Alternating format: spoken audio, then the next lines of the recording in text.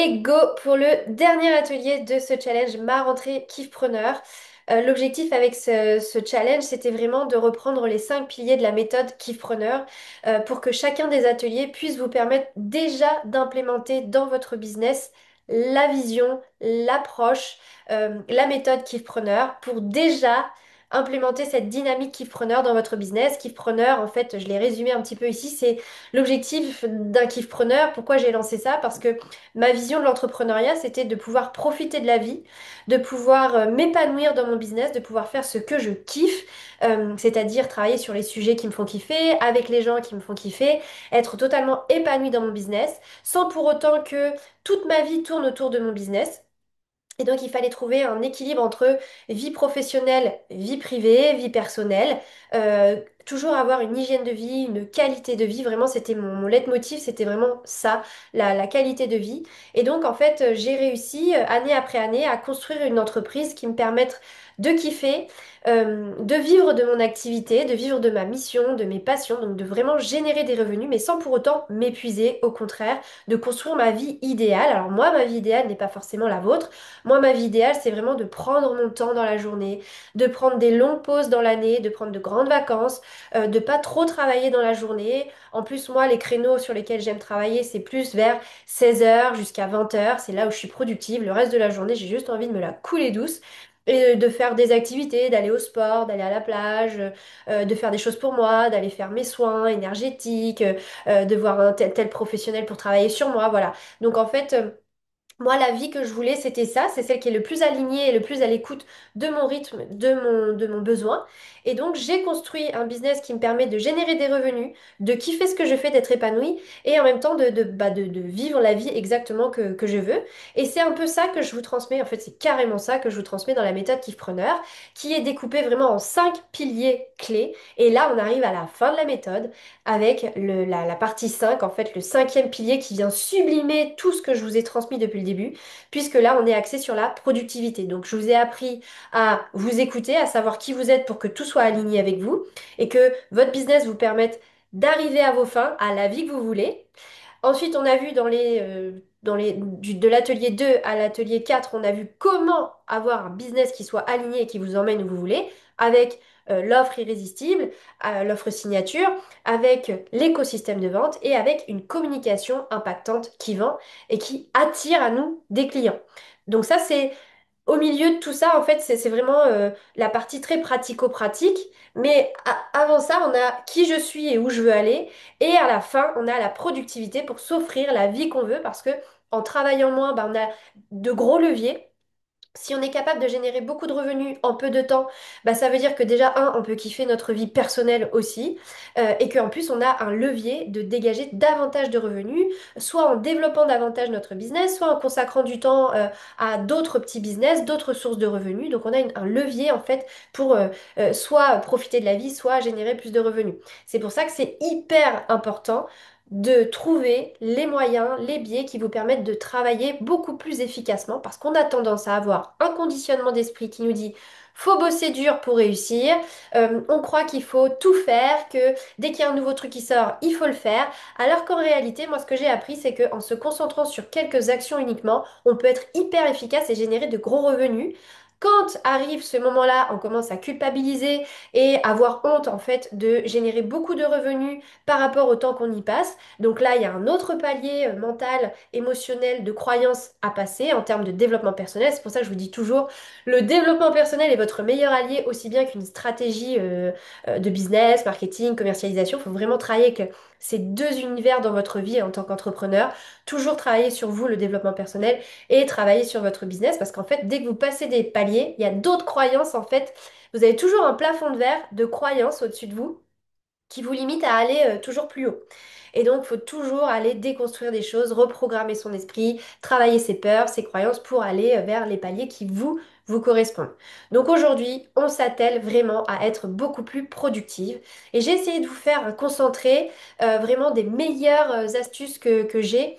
Bien sûr, j'en ai davantage dans ma formation Kickpreneur et je vous détaille tout ça bien plus en profondeur. Mais en tous les cas, là, je vous donne un petit shot de ce qui, moi, me permet d'être beaucoup plus productive et je vous explique comment c'est venu dans ma vie pour que vous compreniez les déclics et le pourquoi du comment. Donc on commence sans plus tarder. Sans plus tarder, donc aujourd'hui tu vas découvrir comment travailler moins, gagner plus et garder ton énergie grâce à une productivité intelligente. Donc on va parler organisation, outils de productivité, on va parler intelligence artificielle. À la fin je vous donne un tuto complet sur l'utilisation de ChatGPT ou d'un équivalent de ChatGPT. Je vous apprends aussi ce qu'est le focus et pourquoi c'est tant important de se concentrer à aller à l'essentiel. Et on va parler aussi alignement parce que c'est essentiel pour être plus productif et puis pour avancer davantage dans son business, il faut toujours, toujours, toujours être aligné. D'où le positionnement de la méthode Kifpreneur, de partir de vous et d'aligner votre business. Parce que quand on est aligné, quand on s'écoute, quand on écoute notre intuition et que vraiment tout vient du cœur, tout est beaucoup plus fluide, tout est beaucoup plus facile, limpide, et ça contribue à votre productivité. Donc en réalité, aujourd'hui, je vous apprends les piliers cachés d'un business qui est rentable et à la fois léger et qu'on n'est pas obligé de crouler sous le travail pour avoir un business intéressant qui vous ramène les revenus que vous voulez.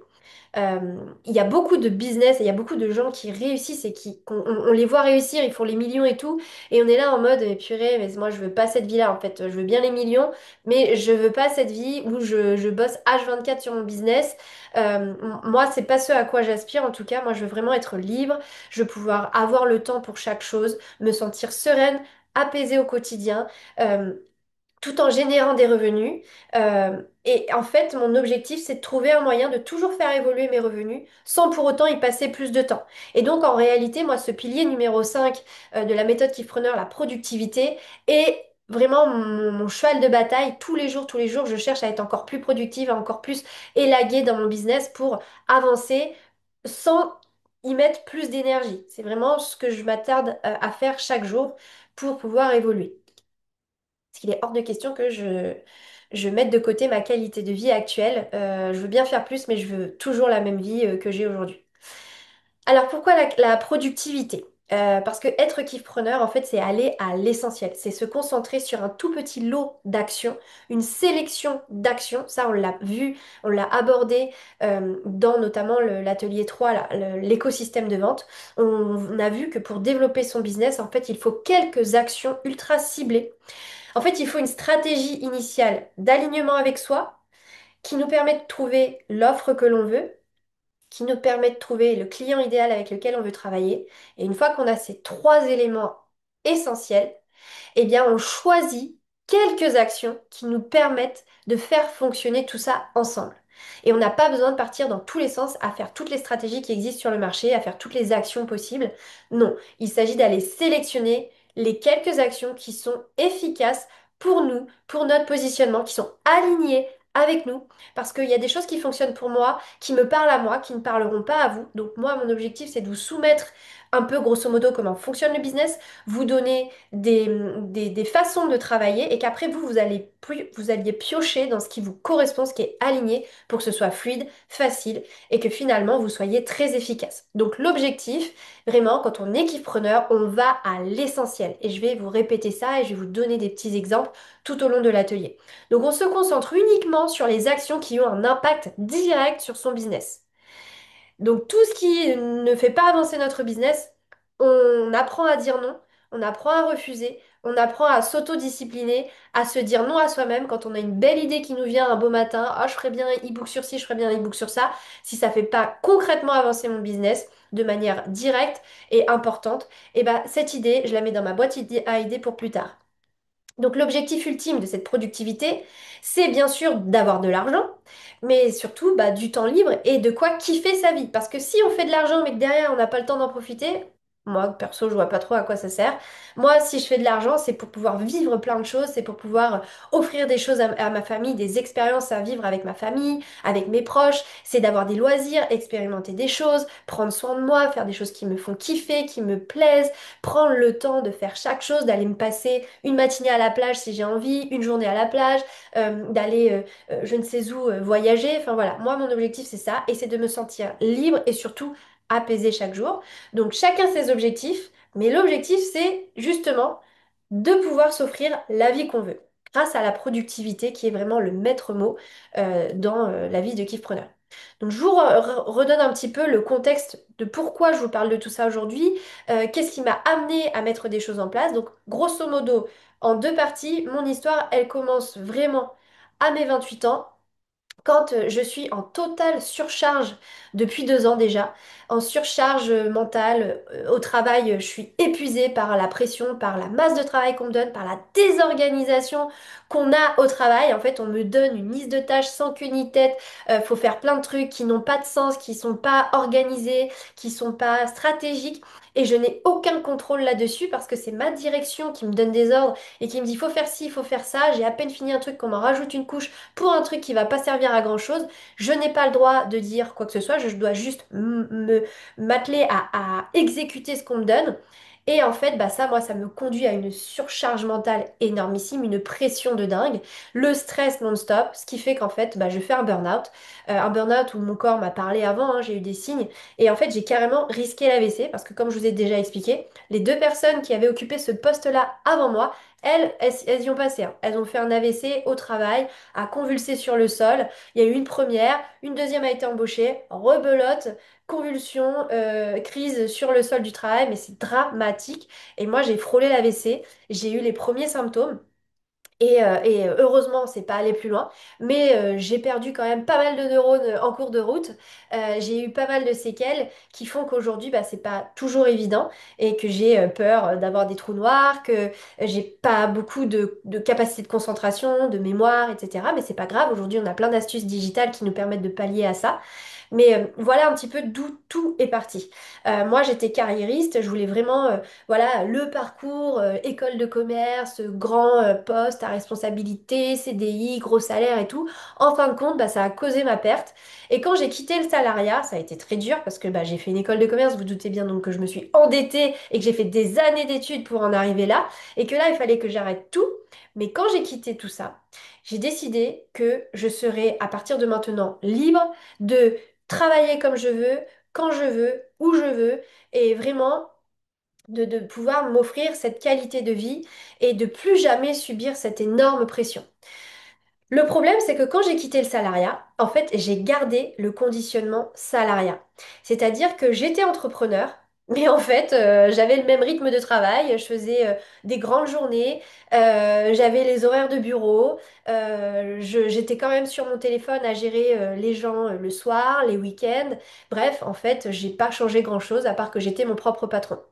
Ce qui fait que, résultat des courses, bah, j'ai fait un deuxième burn-out en fait, parce que j'ai cru que, en fait, il fallait bosser dur pour réussir, parce qu'on est conditionné comme ça.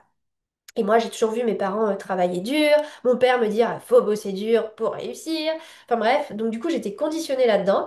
Et en fait, je suis devenue entrepreneuse, mais j'ai gardé la mentalité du salariat. Ce qui fait que donc j'ai fait un deuxième burn-out. J'étais à moitié en dépression. Enfin, vraiment, c'était le calvaire.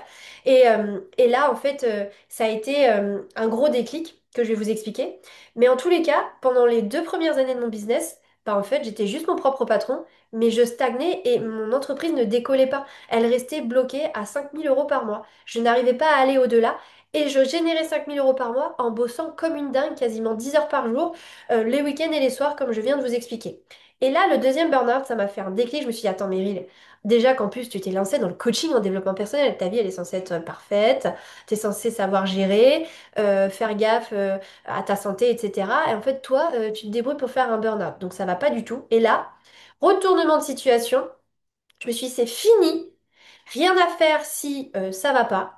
Rien à faire si le chiffre n'avance plus. Moi, il faut que je reprenne ma santé en main et que je me priorise.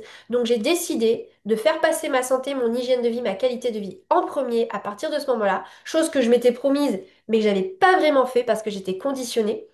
Et donc, du coup, je me suis limitée à travailler 4 heures par jour. Je n'ai pas voulu dépasser ça et j'ai mis en place plein de choses pour pouvoir respecter ça et notamment mon chéri qui m'a beaucoup aidé, qui était là vraiment sur le pas de la porte à venir me chercher si jamais je dépassais les heures.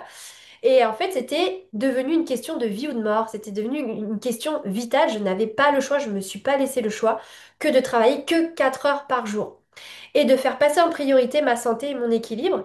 Et donc, en fait, je me suis tout de suite mis dans mon agenda mes sessions de sport, mes sessions de décompression, les créneaux de travail qui me permettaient de prendre soin de ma vie. J'ai tout de suite positionné mes vacances, les moments importants dans ma vie. comme le carnaval ici en Martinique qui a lieu chaque année, qui est un événement qui me permet vraiment de déconnecter, d'être dans la joie, la fête, etc.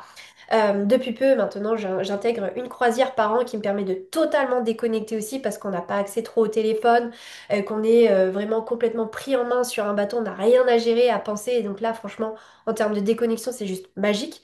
Euh, et voilà, en gros, je me suis imposée de travailler 4 heures par jour, pas plus. Et qu'est-ce qui s'est passé? Comme je n'avais pas le choix, que c'était vital, j'ai dû trouver un moyen de générer des revenus, au moins les mêmes revenus qu'avant, mais en 2 fois moins de temps, voire un petit peu moins d'ailleurs. Et ce qui s'est passé, c'est que j'ai été tellement productive et efficace que je suis passée de 60 000 euros à l'année à 150 000 euros à l'année. Truc de malade. Ça a été un énorme cap que j'ai passé, une énorme prise de conscience, un énorme shift dans mon business.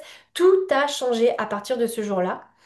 Et c'est tout ça un petit peu que je vais vous expliquer aujourd'hui. Premier conseil que je pourrais vous donner en termes de kiffprenariat, si vous voulez vraiment adopter cette approche kiffpreneur dans votre vie professionnelle et personnelle, et bien en fait, le premier conseil, c'est de prendre votre agenda et de noter dans votre agenda tous les moments personnels importants.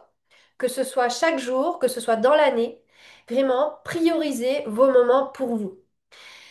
Pour ne pas faire comme moi et devenir un salarié de votre business, mais plutôt devenir un kiff-preneur. Votre agenda, il doit refléter votre vie à vous plutôt que votre business. Le business n'est qu'un moyen de vivre la vie que vous voulez. Alors si votre business prend toute la place, à quelle heure vous vivez votre vie?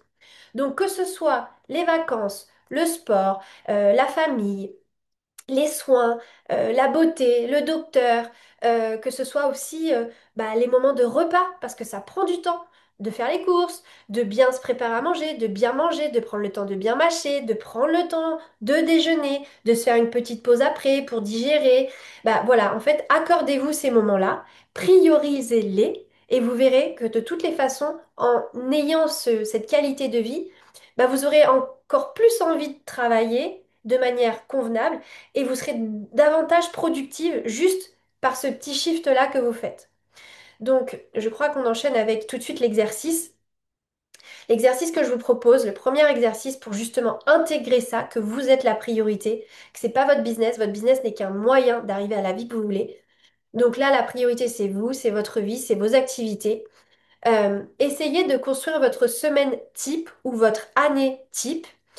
Vous mettez d'abord tous vos moments personnels, très importants. À quel moment vous voulez partir en vacances, en pause, en week-end prolongé, à quel moment, ou alors si c'est sur une semaine, ça peut être les deux, hein, vous pouvez faire votre année, votre semaine. Sur une semaine, qu'est-ce qu'il y a qui est important pour moi? Par exemple, bah moi, c'est non négociable. Je veux emmener mes enfants à l'école, je veux aller les rechercher.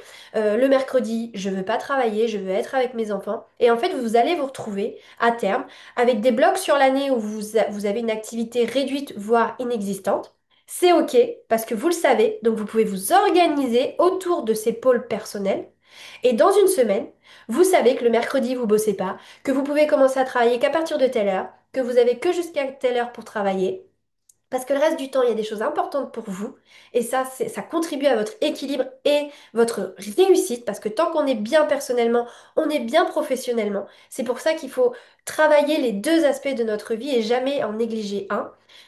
Et donc, en faisant ça, eh ben, vous allez voir que sur votre semaine, il vous reste tant d'heures disponibles pour travailler et il faut vous débrouiller à être le plus productif et aller à l'essentiel pour générer des revenus sur ces créneaux-là.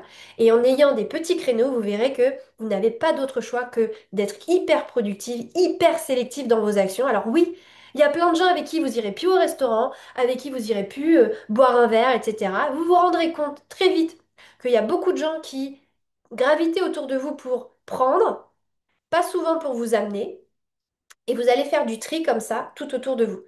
Plus vous allez vous aligner, moins il y aura de gens autour de vous, ça faut quand même le savoir, et plus vous vous respectez, plus vous vous privilégiez, plus il y a des gens qui partent. Mais c'est pas grave, la priorité c'est vous, c'est pas eux qui payent les factures, c'est pas eux qui génèrent de l'argent dans votre business. Votre priorité c'est votre santé, c'est votre bien-être, c'est votre alignement, parce que de ça découle un business qui fonctionne super bien. Donc, l'objectif, c'est là cet exercice. Je vais vous donner quelques minutes, on va échanger. Je vous ai mis un schéma que moi j'aime beaucoup utiliser. Tous les ans, quasiment, je fais ma timeline. Une timeline, c'est comme ça, c'est une grande flèche qui fait tous les mois de l'année.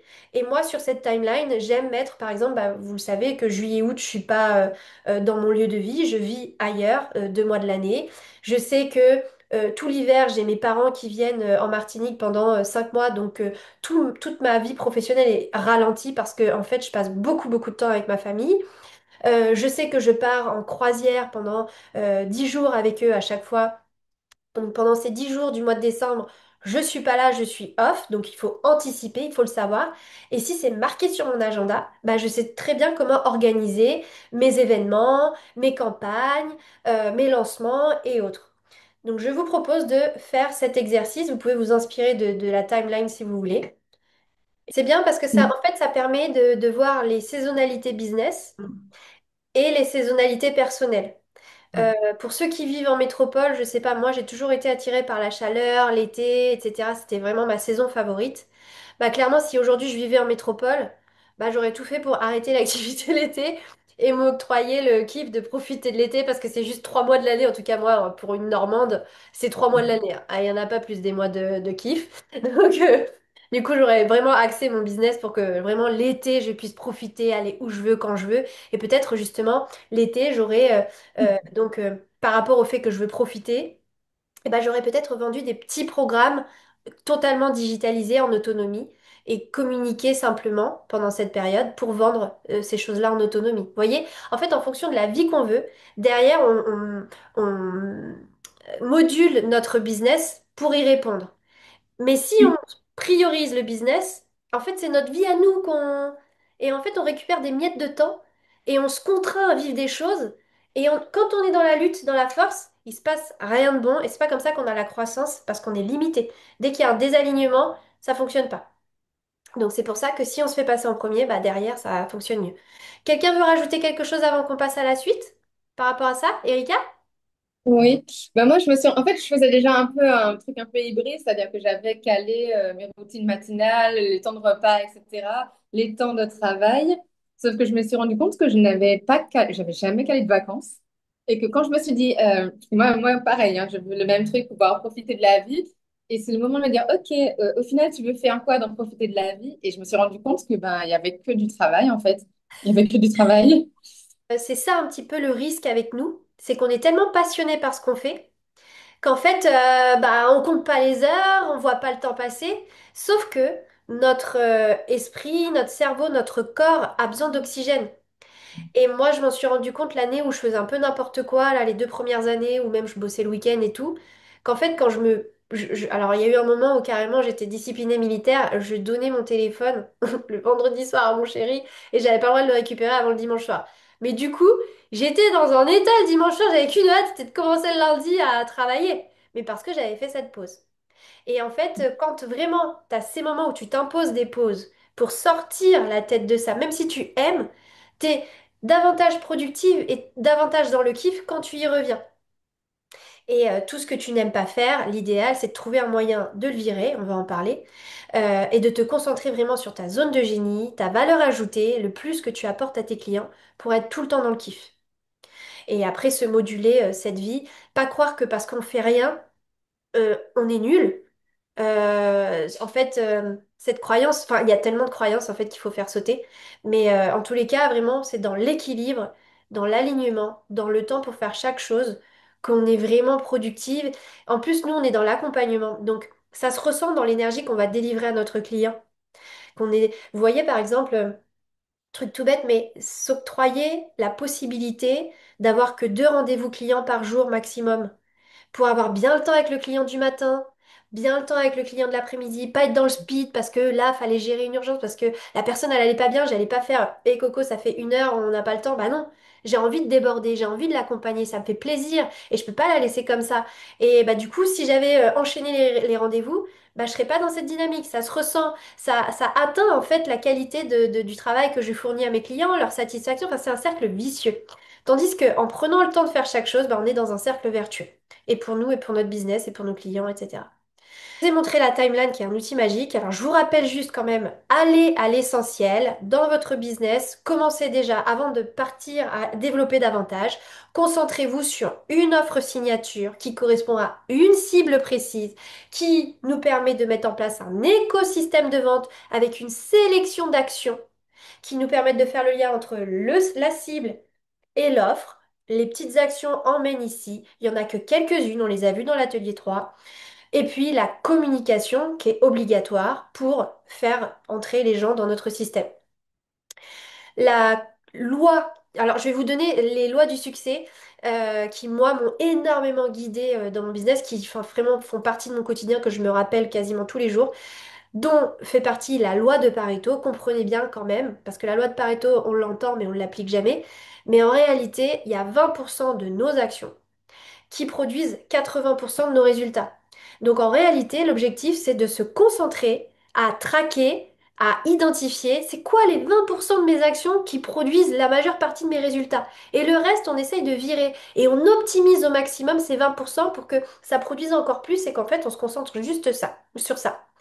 Et donc moi, quand j'ai compris ça, que je l'ai vraiment appliqué avec ce déclic, ce shift total dans ma vie, ben en fait, j'ai quand même, enfin, j'ai généré 90 000 € en plus en comprenant ça, en m'axant sur ça et vraiment en me disciplinant, bête et méchant, loi de Pareto, je me concentre sur l'essentiel et fouf, bond de géant. Donc voilà une des lois qui, moi, m'ont énormément aidé. Allez à l'essentiel, restez focus, disciplinez-vous. Dès que vous voulez partir sur d'autres choses, même si ça vous fait kiffer, on essaye de discipliner aussi notre kiff pour pour avoir des résultats et pas être frustré à se dire je bosse beaucoup, je n'ai pas de résultats, je peux pas vivre de ma passion, je suis obligée d'abandonner mon projet. Pire des choses possibles, que vous kiffez ce que vous faites, mais en fait vous n'avez pas de clients et vous êtes obligé de retourner travailler dans votre job d'avant. Non, ça on veut éviter à tout prix. Étape numéro 2 qui m'a énormément accompagnée, qui m'a énormément aidée, c'est de prioriser. Chaque action doit contribuer à mes objectifs. Que ce soit rapporter des clients, rapporter du chiffre d'affaires, rapporter des appels, découvertes, que ce soit travailler sur mon équilibre de vie.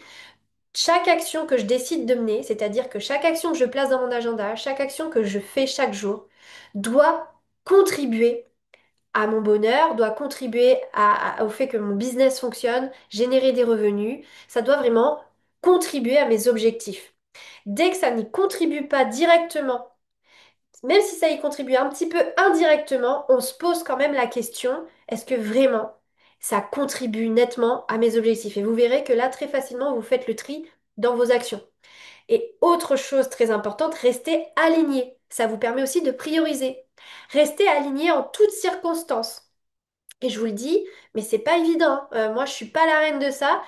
J'essaye tout le temps d'être alignée. Mais en fait, des fois, il y a mon cerveau et la logique et la rationalité des choses qui prend le dessus sur ce que je ressens dans mon corps et ce que je sens en arrière-plan. Encore dernièrement, je me suis voilée la face toute seule. Mon cerveau prend le dessus sur l'intérieur de mon corps, mon alignement, ce que je sais qui est vraiment bon pour moi au fond de moi. Bah en fait, le cerveau, là, il nous fait une illusion totale, brouillard. Tu effaces ton intuition, tu effaces ton alignement, tu bosses, tu fais telle stratégie et tout. Et ben en fait, du coup, ça nous éparpille et ça nous fait mener des actions qui n'auront pas les résultats escomptés dès qu'on est désaligné. Donc, essayez au maximum d'être le plus aligné possible à chaque action, à chaque décision. Normalement, vous pouvez le ressentir dans votre corps, vous pouvez vous intéresser au Human Design, ce sur quoi je vous forme moi dans mes formations. Le Human Design vous permet d'avoir votre mode d'emploi et de savoir exactement ce qui se passe dans votre corps, les signaux d'alerte, quand vous n'êtes pas aligné. Vous allez vous sentir de telle ou telle manière en fonction des profils. Et quand vous voulez écouter votre intuition, ça se passe à un certain niveau dans votre corps en fonction des profils aussi. Mais vraiment, essayez au maximum d'être aligné, d'écouter votre intuition quand vous prenez des décisions et prioriser. Les outils pratiques qui vont vous accompagner pour prioriser, c'est la matrice Eisenhower, que je vais vous expliquer pour celles qui ne connaissent pas, et la loi de Laborie. La loi de Laborie, en fait, elle dit que notre cerveau, lui, il veut juste la satisfaction immédiate. Donc, qu'est-ce qu'il va faire quand il arrive là au bureau, je commence ma journée de travail? Eh ben, il va chercher toutes les petites actions qu'il peut faire qui là le satisfont. Donc, généralement, qu'est-ce qu'on fait? On va répondre aux messages, on va répondre aux mails, on fait tous les petits trucs qui n'ont pas spécialement d'importance, qui sont pas spécialement urgents, mais notre cerveau, il nous oriente vers ça parce que lui, il veut de la satisfaction là, maintenant. Mais en réalité, les gros trucs importants et urgents qu'on doit faire, on n'arrête pas de les repousser. Du coup, on n'est pas bien parce qu'on les a pas fait et on traîne des choses et on n'avance pas dans notre business. On n'est pas sur les 20% d'actions qui nous donnent 80% des résultats. Donc, avec la loi de Laborie, la petite astuce qui peut vous aider, c'est un livre qui a été écrit qui s'appelle Eat the Frog, donc mange la grenouille ou mange le crapaud en vrai. Euh, En fait, essayez de garder au maximum cette idée, c'est-à-dire que quand vous commencez votre journée, bah, commencez par la tâche la plus importante, celle que vous aimeriez repousser, celle qui vous repousse d'ailleurs, le petit crapaud, celle qui est la plus importante, que vous dites c'est trop, ça va me prendre du temps, il faut que je me mette à fond dedans et tout. Bah, en fait, commencez par ça et vous verrez que vous êtes beaucoup plus productif, beaucoup plus satisfaite. Et après, vous êtes dans une autre dynamique. Donc, vous évincez votre cerveau, hein, satisfaction immédiate, hop, dès qu'on essaye d'aller vers ça, on sort de ça, on prend le crapaud, on l'avale, on s'en occupe maintenant, et après, on s'occupe des petits trucs sur des temps où on a moins besoin d'être concentré. On utilise notre rythme circadien. Il y a des moments de la journée où on est plus productif. Tout ça, c'est unique. Moi, comme je vous dis, c'est le soir vers 16 h quand je peux plus profiter de la journée parce qu'ici, le jour se couche tôt. Et ben moi, c'est à ce moment-là que je suis prête, prédisposée à aller travailler. Et donc, bah moi, ça, c'est mon meilleur moment de la journée où je suis le plus productive. Bah, c'est là que je mets les grosses actions super importantes. Et le reste de la journée, bah, je fais des petits trucs comme ça, où j'ai pas besoin d'être super concentrée, etc. Et bah, vous avez un rythme. Observez votre rythme, traquez-le, notez-le et mettez les actions que vous devez faire sur les plages horaires les plus importantes, les plus adaptées pour vous. Alors, matrice Eisenhower, on va se faire un petit rappel, hein, même si vous connaissez peut-être déjà. Mais grosso modo, ça se passe en 4 parties. Voilà le schéma. Euh, il faut se dire qu'il y a une mesure qui est l'importance d'une tâche et l'autre mesure qui est l'urgence d'une tâche. Quand vous vous dites il faut que je fasse ça, quand vous avez une idée et que vous voulez la poser sur une to-do list, eh ben, vous allez vous demander, cette tâche-là, est-ce qu'elle est urgente? Après, vous mettez le curseur d'urgence. Ensuite, deuxième critère de notation, est-ce qu'elle est importante? Et en fonction du résultat, vous allez la placer à tel ou tel endroit. Donc une tâche qui est urgente et en plus qui est importante, vous devez la faire maintenant. Vous devez à tout prix vous en occuper. Là, vous avalez le crapaud tout de suite. Une tâche qui est importante mais pas urgente, on la planifie. On la positionne dans notre agenda. Une tâche qui n'est pas importante mais urgente, on essaye de la déléguer au maximum ou on l'automatise. Et une tâche qui n'est pas importante, pas urgente, on l'élimine, on la supprime. Ou alors on la met dans une boîte à idées pour plus tard, si toutefois un jour on avait le temps de s'en occuper, et bah on s'en occupe. Merci. Donc voilà pour la matrice d'Eisenhower. Alors oui, je vous ai du coup créé une fiche détaillée de la matrice Eisenhower si toutefois vous ne la maîtrisez pas, avec des exemples très concrets pour vous aider à aller plus loin et l'appliquer au quotidien. Vous aurez juste à cliquer sur le petit mot ici quand vous aurez le PDF à disposition. Troisième étape pour vous aider à être plus productive, c'est de batcher et de planifier. Batcher est un mot qu'on utilise surtout pour la cuisine. On dit de batcher ses repas, c'est-à-dire genre le dimanche après-midi, on s'y colle, on fait tous les repas de la semaine, on congèle, on fait des boîtes, on fait ci, on fait ça, et toute la semaine en fait, on n'a pas de temps à passer sur la production des repas ou quoi. Bah, c'est le même principe en fait avec votre travail. Regrouper les tâches qui se ressemblent par thématique. Par exemple, tout ce qui est création de contenu, tout ce qui est administratif, tout ce qui est rendez-vous, tout ce qui est communication, tout ce qui est comptabilité, tout ce qui est voilà, les grandes thématiques, regroupez-les et ensuite on va voir comment organiser son agenda, mais essayez d'avoir des créneaux dans la semaine dédiés à des thématiques. Et comme ça, quand vous avez une tâche qui est importante mais pas urgente, que vous devez la planifier, et ben en fait, du coup, vous savez exactement où la placer dans votre agenda. Par exemple, le lundi, en tout cas moi, pour moi, le lundi, j'aime bien, c'est la journée, je commence la semaine, je suis dans la dynamique, qu'est-ce qui va se passer cette semaine? Le lundi, j'aime bien faire tout ce qui est de la stratégie, tout ce qui parle de mon business, en fait, tout ce qui est vraiment important pour mon business. Le lundi, c'est la journée importante. Et là, je vous donne un exemple qui pourrait vous correspondre. Par exemple, le mardi, vous pourriez avoir un jour dédié aux appels découvertes. Les appels découvertes peuvent être pris uniquement le mardi matin ou le mardi après-midi ou le mardi toute la journée. Et quand vous n'avez pas d'appel découverte, eh ben, vous faites des petites tâches qui ne vous demandent pas beaucoup de temps. Et vous savez que ce jour-là, il est dédié à ça. Ça veut dire que dès que vous avez une petite tâche là à positionner, vous la mettez le mardi. Quand vous avez le temps, vous la faites. Par exemple, le mercredi pourrait être la journée dédiée à vos coachings. Le jeudi pourrait être le jour dédié à l'administratif, au mail. Le vendredi pourrait être le jour de création de contenu et de planification du contenu pour la semaine d'après, voire même, si vous vous organisez bien, vous pourriez avoir une demi-journée ou une journée le vendredi, toutes les 2 semaines, pour organiser 2 semaines, voire un mois de contenu complet. Donc, en fait, quand on regroupe les tâches, ça nous évite les interruptions et ça nous évite d'être plus productifs et de produire beaucoup plus en un laps de temps. Euh, que si on découpe en morceaux les tâches, qu'on fait un peu de ci, un peu de ça, qu'on revient sur ci, qu'on revient sur ça, en fait, notre cerveau, il met beaucoup de temps à se concentrer pour faire la tâche, en fait.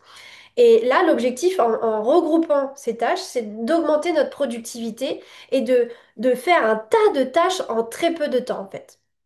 C'est ça que ça va nous permettre. Donc, moi, ce que je vous conseille de faire pour gagner en efficacité, en clarté et en sérénité, c'est vraiment d'avoir des créneaux dans votre agenda, de planifier ça. Moi, je mets des codes couleurs et je vais vous montrer un exemple. Euh, et ça vous permet de vraiment organiser, structurer, planifier et regrouper pour une meilleure productivité. Et puis vous pouvez aussi mettre en place une espèce de routine journalière. Par exemple, vous savez que tel jour c'est dédié à l'administratif, tel jour c'est la création de contenu, tel jour c'est les rendez-vous de coaching, etc. Mais vous savez aussi peut-être que chaque jour il y a quand même des petites tâches que vous devez faire. Vous avez une routine. Moi par exemple, j'essaye de poster une story chaque jour. Eh bien, j'ai un petit créneau. Avant de démarrer ma journée, je commence à faire ma story du jour.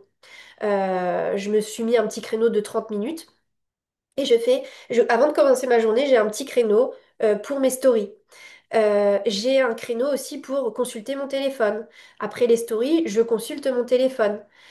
Ensuite, mon téléphone, je le reconsulte après manger. Quand j'ai bien digéré, que j'ai fait mon petit café, des fois ma petite sieste, et ben là, c'est un moment où je peux me consacrer à mon téléphone parce que je suis pas encore dans un niveau d'élan, de travail et de concentration.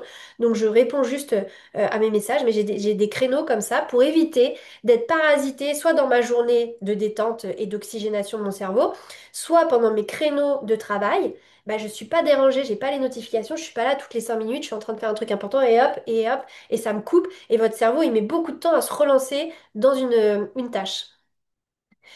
Et je voulais vous dire, si ça peut vous aider, moi je lis mes mails très rarement, ou alors vraiment je les survole pour voir si vraiment il n'y a pas d'urgence. Mais en réalité, moi j'ai 2 créneaux de la semaine sur mes temps dédiés à l'administratif.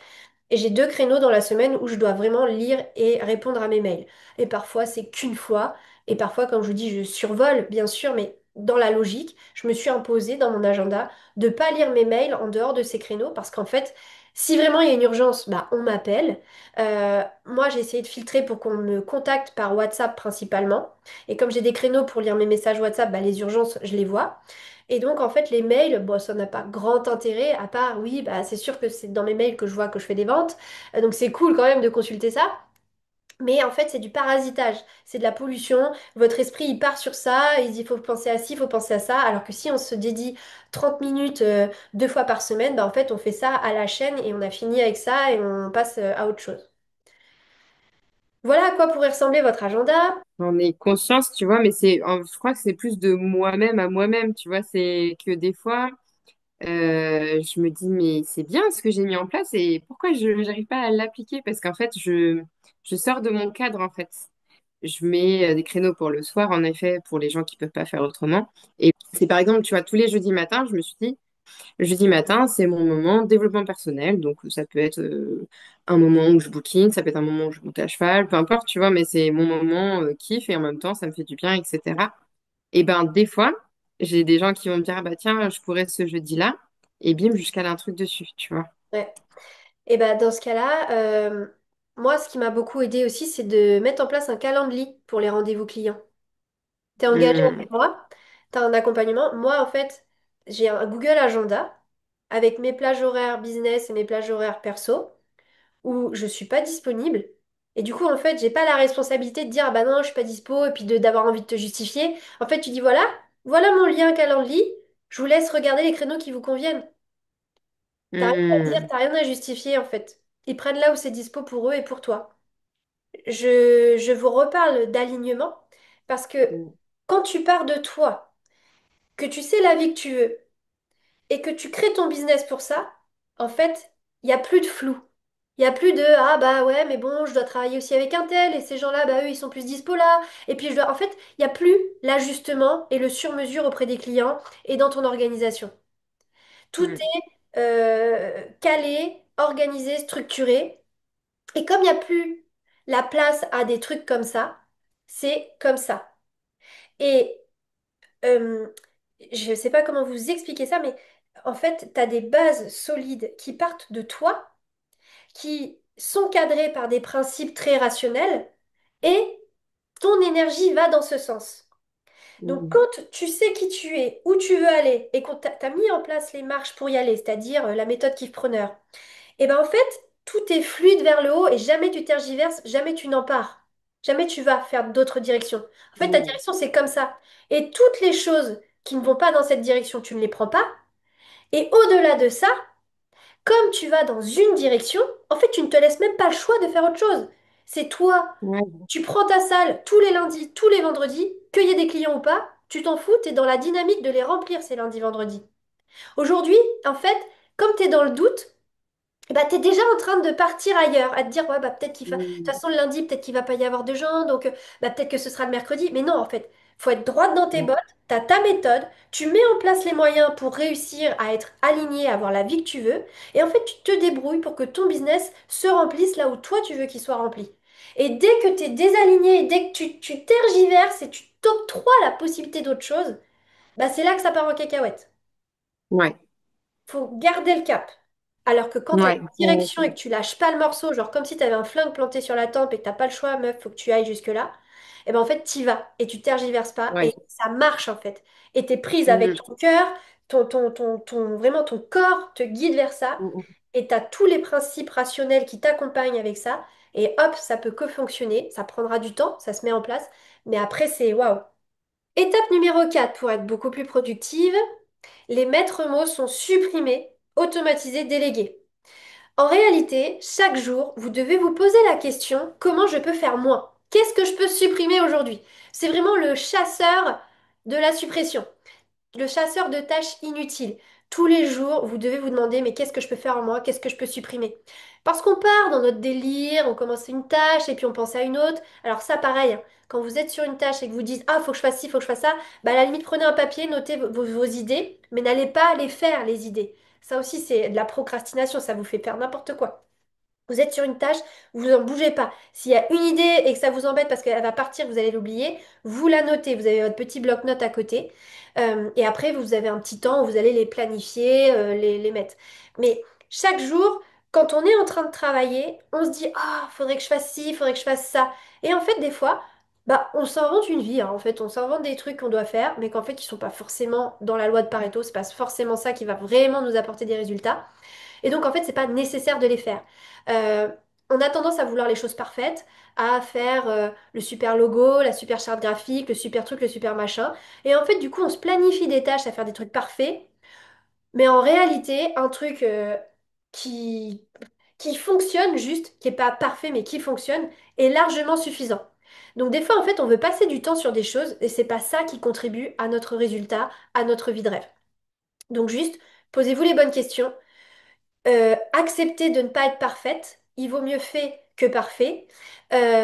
Accepter de vous satisfaire de l'essentiel, du basique, un petit peu amélioré bien sûr, mais aujourd'hui vous avez la possibilité d'accéder à des outils d'intelligence artificielle qui vous permettent de faire des trucs super en peu de temps, alors qu'avant on serait allé justement à l'essentiel et dans du basique, alors que là on fait du basique avec du truc formidable. Mais vraiment, chaque jour, supprimer un maximum de choses. Donc votre objectif, c'est les task killers. On va aller tuer les tâches là qui nous servent à rien, on enlève. Quand on ne peut pas supprimer, qu'on n'a pas le choix, essayez d'automatiser, de créer des automatismes, de créer des automatisations, des choses informatiques qui vous permettent de plus gérer ça. Si vous ne pouvez pas automatiser avec des outils techniques, des logiciels, une organisation, un process, vous déléguez à quelqu'un. Et si vraiment vous ne pouvez pas déléguer, eh ben vous le faites, mais on repasse à l'étape d'avant, on batch et on planifie. On met dans la catégorie, dans la thématique qui nous correspond et on planifie. Donc l'objectif de tout ça, c'est de vous libérer de l'énergie pour ce qui compte vraiment. Donc je répète, comment je peux faire moins chaque jour. Si je ne peux pas supprimer, j'automatise. Si je ne peux pas automatiser, je délègue. Si je ne peux pas déléguer, je batch et je planifie. Étape numéro 5, le deep work. Donc le travail intensif, le travail vraiment focus. Euh, L'idéal, c'est de faire des sessions d'1 heure et demie de travail vraiment super focus et de faire une pause et de reprendre peut-être 1 heure et demie de focus sur les grosses tâches très importantes ou alors un enchaînement de plein de tâches. Avec aucune distraction. Donc là, vraiment, quand on dit on se met en état de deep work, là, on est vraiment dans notre bulle, on coupe toutes les distractions, on prévient la maison que faut pas nous déranger, on s'enferme, on se met une petite musique. Justement, il y a plein de musiques deep work, deep focus sur YouTube. Ça vous permet d'avoir toutes les ondes qui vous permettent d'être méga focus. Et là, on fait attention à la loi de Laborie qui dit que au-delà d'1 heure et demie, on est plus productif sur une même tâche. Donc il vaut mieux s'y mettre à fond 1 heure et demie. Au bout d'1 heure et demie, même si j'ai pas fini, j'arrête parce qu'en fait, je vais perdre en efficacité sur cette tâche et donc je vais mettre plus de temps à finaliser. Alors que si je reprends sur un créneau d'1 heure et demie le lendemain, eh ben, j'irai encore plus vite, je serai plus productive. Ou alors, vous faites une pause, vous sortez, vous marchez un peu, vous buvez quelque chose, voilà, vous vous étirez un petit peu et vous revenez dessus pour une autre session d'1 heure et demie. Euh, Moi, il y a une loi qui a vraiment régi ce shift que j'ai fait entre les 8-10 heures de travail par jour à passer à 4 heures de travail par jour. Ce que j'ai compris et ce qui m'a énormément marqué, c'est la loi de Parkinson qui dit que, en fait, plus on a de temps pour faire une tâche, plus on prend de temps pour la faire. C'est-à-dire que si aujourd'hui j'ai planifié de faire ma création de contenu pour la semaine prochaine, mon objectif est quantifiable, c'est-à-dire que, allez, on peut se dire, max, je fais 7 posts pour la semaine prochaine. En réalité, on peut en faire beaucoup moins. Mais voilà, dans la journée, moi, il faut que je produise 7 posts pour la semaine prochaine. Si j'ai la journée pour le faire, bah, je vais prendre toute la journée pour le faire. Je vais me laisser vivre. Je vais prendre le temps. Je vais aller voir les meilleurs trucs, les meilleurs machins. Je vais vouloir que mon visuel il soit parfait. Si maintenant je me dis, j'ai 1 heure et demie pour faire tous les contenus de la semaine prochaine, et ben en fait, je vais les faire. Ils seront très bien. Ils seront peut-être pas parfaits, mais ils seront très bien, suffisants pour répondre à mon objectif. Et en fait, c'est là qu'on comprend toute la mesure, c'est que euh, si on se laisse vivre, si on se dit qu'on a toute la journée pour faire un truc, ben on va prendre toute la journée pour faire le truc, et puis on va prendre le temps, et puis on va faire des trucs inutiles, et puis on va vouloir rajouter ci, rajouter ça, et puis finalement ça me va pas, alors du coup je préfère faire ci, puis je préfère faire ça, et puis elle fait quoi, Michel déjà? Je vais aller voir. Et en fait, on passe des heures à faire un truc qu'on aurait pu boucler en 1 heure et demie. Donc faut comprendre ça. Comme ça, vous allez vous dire, dès que vous êtes en train de vous voir, vous, en train d'aller chercher la perfection, les idées, hop, vous vous mettez des claques virtuelles, vous revenez, attends, mais ça, il n'y a pas besoin, concentre-toi, fais ton truc, après on passe à autre chose.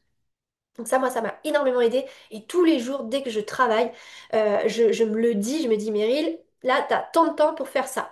Donc tu te débrouilles, tu le fais. Et ben, je le fais.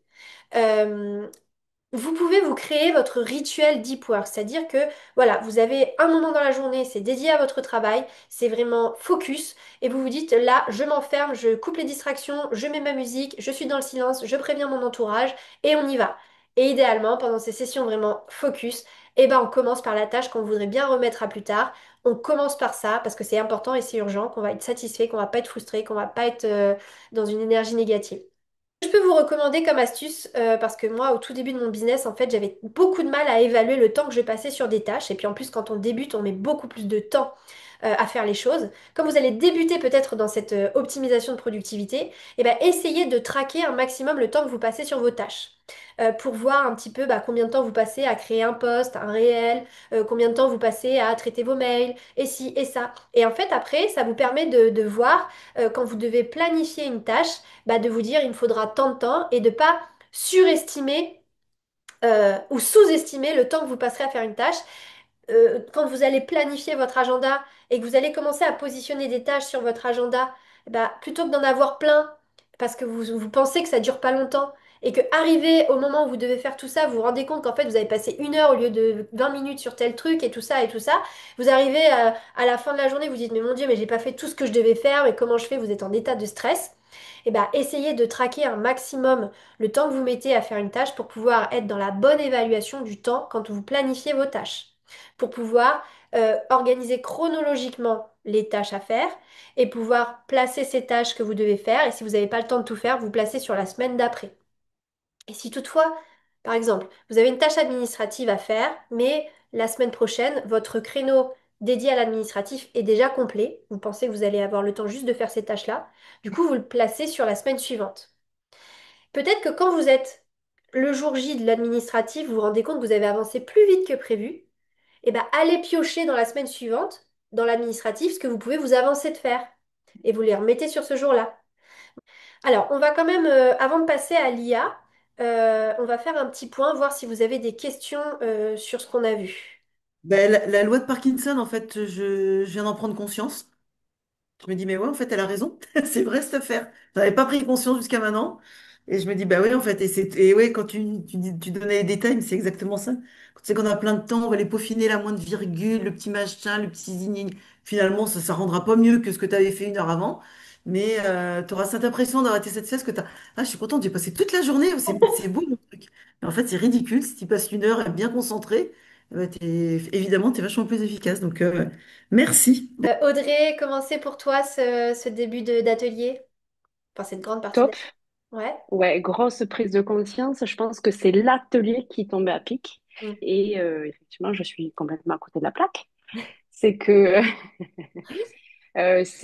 ouais, des fois, je vais prendre trop de temps sur quelque chose alors que je suis convaincue au fond de moi et que je peux le faire en bien moins de temps.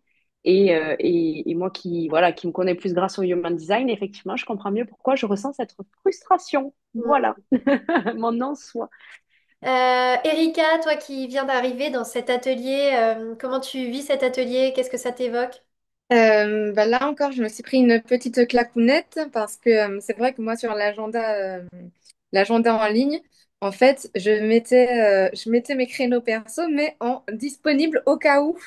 Donc en fait, je mettais comme si j'étais dispo tout le temps et je prenais, même si dans mon agenda à moi je mettais, idéalement je ferais ça, mais comme si, bah, si jamais un client il est dispo là, bah, que c'est à moi de décaler mon repas. Et je Mm. me dis, mais en fait, pourquoi tu fais ça? En plus, tu sais qu'il y a des créneaux où il faut que tu manges. Pourquoi est-ce que tu le déplacerais? Enfin, et oui, en fait, je vois que je suis tellement tournée vers les autres qu'en fait, je m'oubliais complètement dans l'équation, en fait. Mais complètement.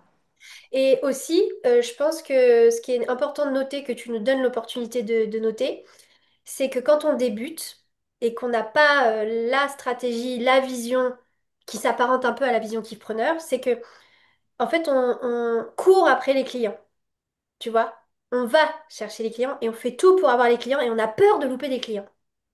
Mais quand tu comprends et que tu mets en place la logique kiffpreneur, que tu attires les clients et que c'est avec ton système et avec toi, le fait que tu sois bien, que tu attires les clients, eh ben en fait, tu es beaucoup plus sereine et tu sais que tu as tout mis en place pour attirer les clients et que ta priorité, c'est toi. Et, et tu mets en place ton business pour être aligné. Je te donne un exemple. Euh, Moi, mes ateliers, là, heure Martinique, ils ont lieu de midi à 14 heures. C'est votre heure de déjeuner. Moi, je mange 2 fois par jour.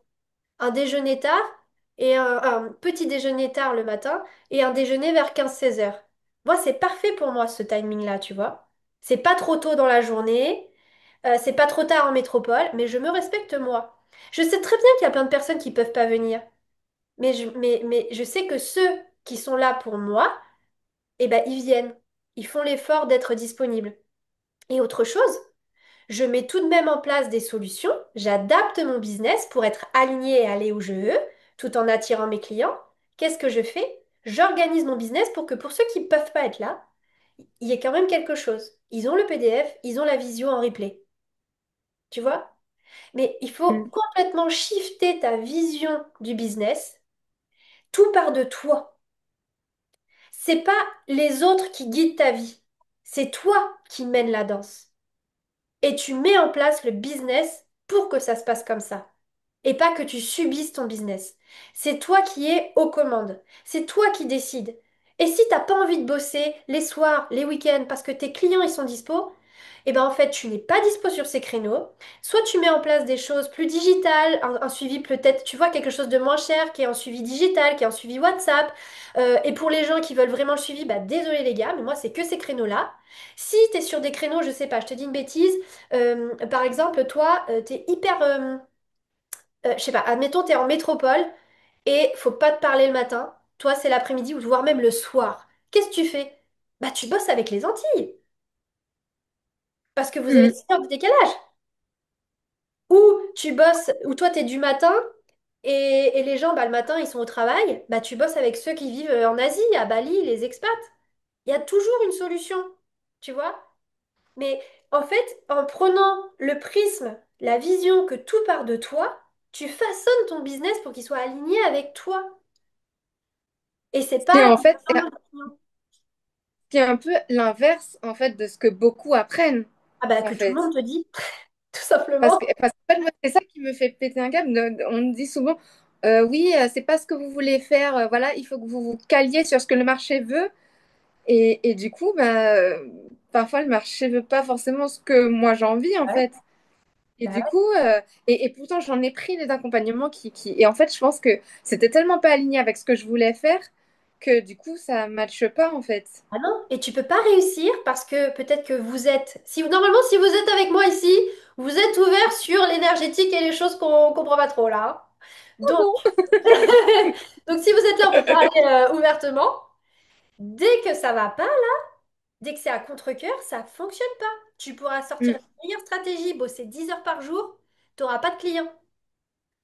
C'est pour ça que il faut mm. revoir tout le business avec la vision kiffpreneur, que tout part de toi, c'est le kiff, et c'est toujours le kiff en priorité, et c'est ça qui crée. Et en fait, faut se dire qu'il y a une pyramide de business pour générer des revenus. Faut se dire qu'en haut de la pyramide, là, les 10%, c'est les stratégies, c'est les actions. Mais en vrai, ce qui apporte les clients, c'est toi, ta vibration, ce que tu dégages. Tu vois, c'est toi qui fais 90% du taf. Donc si tu te pourris de l'intérieur et que t'es pas aligné, que t'es pas dans une bonne vibration, en fait tu te dis bah ouais bah du coup bah faut que je sois disponible. Bah moi j'aurais bien aimé tous les mercredis aller à l'aquagym. Bah je peux pas en fait parce que mon créneau il peut sauter à tout moment s'il y a un client qui réserve. Mais attends mais là t'es en train d'envoyer une vibration négative. T'as pas envie d'en avoir Mm. des clients. Tu sais moi. Je vous en ai parlé au tout début. Moi, ma formation kiffpreneur, c'est mon bébé. Je le kiffe. C'est waouh, c'est oh, moi, ma kiffpreneur, mais je kiffe accompagner les gens sur kiffpreneur. Et, euh, et en fait, je voulais donner la chance à tout le monde, à beaucoup de gens, de suivre ma formation. Et donc, je pratiquais un tarif pas bas, parce que c'est quand même au-dessus de 1 000 euros, mais entre 1 450 et 2 400 par rapport au groupe et l'autonomie. Mais en fait, je donnais tellement et je transportais tellement les personnes dedans que pour moi, c'était pas juste d'être payé ce prix-là pour ce que je délivrais et ce que j'apportais à la personne. Et moi, Mm. je l'ai pas conscientisé. Il m'a fallu du temps pour le comprendre, il m'a fallu des épreuves énergétiques de l'univers pour comprendre que Meryl, il y a un problème, il faut que tu t'y colles. Et je me suis rendu compte que c'était désaligné et qu'il a fallu que j'augmente nettement mes tarifs. J'ai doublé mes tarifs. Et là, eh ben en fait, je suis ouverte, j'ai envie de les recevoir, mes clients, alors que avant, je m'en rendais pas compte. Mais inconsciemment, j'avais pas envie d'avoir des clients kiffpreneurs alors que c'était mon kiff, cette formation. Mais j'avais pas envie de les avoir pour travailler tout ça de temps, les aider autant, mettre autant de cerveau, d'énergie pour si peu d'argent. Bah, j'étais pas alignée. Et du coup, qu'est-ce qui se passait? Je la vendais pas, la formation. Il y a plein de trucs qui capotaient dès que je touchais à ce sujet. Des bugs informatiques, des bugs techniques, euh, des gens qui achètent, qui se désistent, qui prennent des appels découverts, qui viennent pas. Tout ça, c'est des signes. C'est toi qui manifestes tout ça pour comprendre des messages. C'est tout ce que tu vis, tu le crées. Tout ce que tu vis, tous les problèmes que tu vis, c'est toi qui les as créés pour comprendre des choses, t'améliorer, comprendre que là, il y a un problème à régler, qu'il y a un désalignement. Ou alors, quand tu attires des problèmes, c'est des problèmes pour te faire grandir et faire évoluer ton business. Par exemple, moi, je pourrais me dire, je me suis pris une nana qui a voulu me foutre en procès parce que j'utilisais le mot kiffpreneur et qu'elle utilisait ce mot kiffpreneur en Belgique sur un truc qui est quasiment pas connu, qu'elle a arrêté, mais elle est venue me menacer. Et bah, je pourrais me dire, oh là là, le ciel est en train de me tomber sur la tête, mais qu'est-ce que je fais? Mais j'ai qu'une vie de merde! Eh ben non! C'est une opportunité pour me faire grandir et me préparer à faire grandir mon business. Qu'est-ce que j'ai fait à ce moment-là? Je me suis blindée sur l'aspect légal, juridique, avocat et autres, choses auxquelles je suis allergique, que je repousse toujours à plus tard. Bah là, j'ai été obligée de faire ça. Et j'ai mis une mise à jour dans ma vie, dans mon business pour la suite. Et il y a plein de choses comme ça qui m'arrivent pour me faire grandir, pour préparer mon business à la suite. Et des fois, on croit que c'est la misère qui nous tombe sur le dos, on comprend pas, ou on se dit, mais purée, j'ai que des problèmes, puis j'ai toujours ce problème-là. Bah en fait, si tu l'as toujours, c'est que t'as toujours pas compris le message. Et là, quand tu commences à voir les choses en face et à faire les ajustements et écouter ton human design, ton mode d'emploi et comment ça se passe dans ton corps te parle, et ben en fait, tu as les réponses, tu ajustes, tu fais les mises à jour et ça s'aligne et là, tu attires. Donc, Erika, tout part de toi. C'est toi qui décides, tu kiffes et le reste va suivre. Tu vois, ça commence à bien, à bien Et il fonctionner. faut oser poser des limites. Voilà. Faut oser poser des Oui, limites. Moi, j'ai eu beaucoup oui. de mal quand je travaillais 4 heures par jour au tout début. Je vous l'ai dit, j'avais honte. J'avais honte. Je pensais que mes clients, ils allaient se dire, bah, elle est mignonne, elle prend notre thune et puis elle se la coule douce toute la journée. Et nous, on est là. Alors qu'en fait, ils n'avaient pas spécialement besoin de moi, mais moi, j'étais en train de me dire ça. Et, et aussi, en fait, moi, j'ai besoin de temps, mais solo, quoi, avec moi. J'ai besoin de faire mes affaires. Je déteste avoir des rendez-vous, des contraintes. Me dire qu'à telle heure, ah non, parce que moi, c'est freestyle, quoi. Je me laisse vivre et tout. J'aime pas les contraintes. Je vais faire ce que je veux. Je passe beaucoup de temps toute seule. J'ai la chance d'avoir mon conjoint qui est très disponible. On passe beaucoup de temps ensemble. Mais quand tu me demandes ce que j'ai fait de ma journée, franchement, je n'ai pas fait grand-chose. Là, je me suis baignée à la piscine, j'ai fait ma petite méditation. Voilà, je fais rien de très productif, mais j'ai besoin de ce temps détente. Et en fait, on pourrait se dire, mais en fait, tu as plein de temps libre. Et du coup, je pourrais être très sollicitée par les gens. D'ailleurs, je l'étais. J'étais toujours très sollicitée par les gens parce que quand on est aligné, on brille, on rayonne, on emmène les gens avec nous, tout le monde a envie de passer du temps avec nous. Mais en fait, les gens, ils croient que nous, on est dispo pour tout le monde et qu'on a envie de passer du temps avec eux. En plus, ils vont venir gratter, ils vont se nourrir de nous. Et, euh, et en fait, on pourrait culpabiliser de dire non à des gens alors qu'on a plein de temps libre, hein. Mais c'est du temps qu'on a envie de passer avec nous, tranquille, de qualité, etc. Et donc, à un moment donné aussi, c'est très dur d'affirmer ça, de se choisir. On a des fois envie de se justifier. Donc, en fait, l'alignement est la priorité. Et ensuite, quand vous êtes aligné, bah, créez vos petits rituels, vos petites astuces, vos petites alternatives là pour pouvoir respecter ça. Euh, et préparez vos phrases toutes prêtes pour dire que vous n'êtes pas disponible. On peut peut-être plus tard, la semaine prochaine. Ah, alors moi, en général, je suis tellement pas dispo, j'ai pas envie, que je dis, bah écoute, ouais, là par exemple, on est début septembre, on me demande si on peut se voir. Si tu veux, on peut se voir fin octobre. Voilà. Bah ouais, mais en fait, moi, c'est ça ma vie. J'ai envie de profiter, me la couler douce, j'ai pas envie d'avoir de contraintes. Et du coup, c'est très rare que je vois des personnes, je suis un peu sauvage, mais j'ai besoin de me laisser vivre en fait. Et ben, vous voyez bien comment vous fonctionnez, ce qui est important pour vous, et mettez en place des choses pour respecter ça et être bien. Et quand vous êtes bien, il y a tout qui se passe derrière. Et là, on va passer à la deuxième partie de l'atelier. On va passer à l'intelligence artificielle. Alors, ça va faire certainement des piqûres de rappel pour certaines qui le connaissent déjà, mais c'est pas mal. Et puis, on va pouvoir développer des choses ensemble. Là, on passe aux choses sérieuses. On va apprendre à utiliser l'intelligence artificielle ou en tout cas faire des piqûres de rappel et peut-être des petits perfectionnements pour ceux qui connaissent déjà l'intelligence artificielle. Tout d'abord, pourquoi aujourd'hui c'est un allié de productivité pour votre business? Parce que ça va vous permettre de gagner du temps, de gagner en pertinence, de gagner en créativité, en efficacité. Vraiment, l'intelligence artificielle, ça va être le prolongement de vous.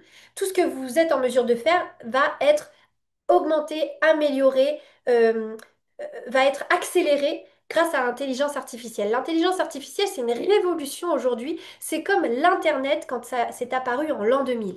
Si on ne prend pas le train en marche, on va être complètement dépassé et on va en fait être complètement en décalage par rapport à ceux qui auront pris le train en marche justement et qui vont gagner un temps fou, qui vont tout faire mieux que nous. Donc c'est dommage de passer à côté, c'est exactement la même marche d'écart que vous pourriez prendre par rapport à l'époque où il y a eu l'Internet. Ceux qui ont pris le train en marche, ceux qui ne l'ont pas pris, vous voyez bien encore aujourd'hui, il y a des gens qui sont complètement largués avec l'informatique, l'Internet, etc. Et ceux qui le maîtrisent, bah en fait leur vie est carrément plus simple, plus fluide, plus productive. On n'a pas besoin d'engager des gens pour rien à faire des tâches. On n'a pas besoin d'avoir d'assistante, etc. Donc vraiment, l'intelligence artificielle aujourd'hui, elle peut révolutionner votre vie d'entrepreneur. Alors, on va démystifier un petit peu l'IA parce qu'il y a beaucoup de croyances limitantes sur l'IA. Donc, ce n'est pas un cerveau, hein, c'est pas magique, c'est vraiment votre exécutant. Donc, ne voyez pas l'intelligence artificielle comme la réponse à tout, comme la chose qui va tout faire pour vous. En fait, il faut la driver. C'est vraiment, vous allez la formater, vous allez la paramétrer, c'est votre exécutant, c'est votre assistant, mais tout part de vous. Et j'entends beaucoup dire des personnes, mais non, mais arrêtez de faire des trucs avec ChatGPT parce que sinon votre contenu il va ressembler à tout le monde sur le marché. Mais ça, c'est les gens qui savent pas utiliser l'intelligence artificielle. C'est des gens qui savent pas utiliser ChatGPT parce que quand tu utilises ChatGPT correctement, ChatGPT est le prolongement de toi-même. Donc là, il y a juste un défaut d'utilisation. Donc toi, tu as la vision, tu as l'intelligence et la stratégie, et lui, en fait, il exécute et il te fait gagner du temps dans l'exécution des tâches. Ce qui veut dire que tu dois toujours garder le contrôle dans l'utilisation de l'IA. Pour garder le contrôle, tu dois vérifier ce qu'il te produit, tu dois tout relire, tu dois vérifier si c'est correct, si le détail comme le fond, le contenu, enfin la forme on s'en fiche un peu, mais le contenu, le fond du message, faut qu'il soit correct. Et donc tu dois toujours garder le contrôle, toujours vérifier ce qu'il fait. Ça veut dire que tu dois toujours maîtriser ce que tu lui demandes de faire. Ça veut dire que tu dois donc te former régulièrement pour maîtriser des concepts, pour pouvoir le diriger, le contrôler, le vérifier et pouvoir exécuter davantage de tâches.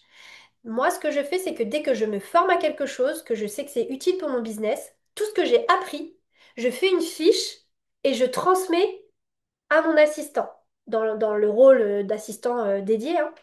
Mais je lui dis, voilà, maintenant, à partir de maintenant, j'aimerais que tu intègres cette stratégie dans la création de mon contenu. Et ce que je fais, c'est que tous les prochains temps où il l'a intégré et qu'il crée, il exécute, je vérifie et je le corrige. Et je lui demande d'ajuster et je le dispute et je lui dis mais tu te fous de moi? Je t'ai dit que c'était ça, pourquoi tu fais pas ça? Je t'ai demandé de faire ça. Donc s'il te plaît, refais-moi le poste en appliquant ça. Et en fait, je le forme. C'est un petit élève, c'est un petit assistant. Il faut le façonner, il faut vérifier, il faut être derrière ses fesses et il faut lui dire fais ci, fais ça, oublie pas ci, oublie pas ça. Et en fait, à force, il est vraiment paramétré, il a intégré et il fait bien les choses. Mais il faut pas oublier que c'est vous le cerveau. Et que donc, si vous lui demandez de faire des choses que vous ne maîtrisez pas, je sais pas, moi, aujourd'hui, vous avez aucune connaissance marketing, tu lui dis fais-moi une campagne de lancement sur Instagram. Mais vous allez trouver ça super qu'il vous fasse une liste de postes, qu'il vous dise faut faire ci, il faut faire ça. Mais est-ce que vraiment cette proposition est pertinente? Est-ce que vraiment elle va vous apporter des clients? Sur le papier, ça semble beau, ça semble bien, mais en réalité, si vous mettez le cerveau de Meryl avec toutes ses stratégies et que vous lui demandez d'analyser le travail qui a été fourni par ChatGPT, elle va vous dire bah non, c'est pas terrible. C'est pas terrible, c'est pas comme ça qu'il faut faire. Et si vous vous formez auprès de Meryl, que vous avez les bonnes méthodes, les bonnes stratégies, vous l'implémentez sur lui et vous êtes en mesure de vérifier ce qu'il fait. Et après, vous pouvez presque vous reposer et compter complètement les yeux fermés sur votre assistant. Et vous n'avez plus besoin de relire. Mais sachez tout de même que c'est vous le cerveau, ce n'est pas lui, c'est votre exécutant. Donc c'est vraiment la règle de base à bien comprendre. Donc, il y a une façon d'utiliser l'IA, et là aussi, c'est là où il y a une déperdition entre tous les gens. Alors déjà, il n'y a qu'une petite partie de la population qui utilise l'IA, mais dans la petite partie de population, il y en a qui savent pas l'utiliser, et qui font n'importe quoi, et qui disent que du coup, ça fonctionne pas bien, ou alors qui font tout simplement de la merde, et qui s'en rendent même pas compte. Nous, on veut être dans la petite partie qui sait bien utiliser, qui peut vraiment gagner du temps, qui peut être serein, parce qu'on sait utiliser. Comment on utilise l'intelligence artificielle? Avant toute chose, il faut définir un rôle. Alors, je vais prendre les choses à la base. L'intelligence artificielle, donc ChatGPT, par exemple, euh, une conversation correspond à un rôle, une mission, à une tâche, voire quelques tâches dans le même domaine. Faut pas lui demander trop de choses dans un même chat, dans une même conversation.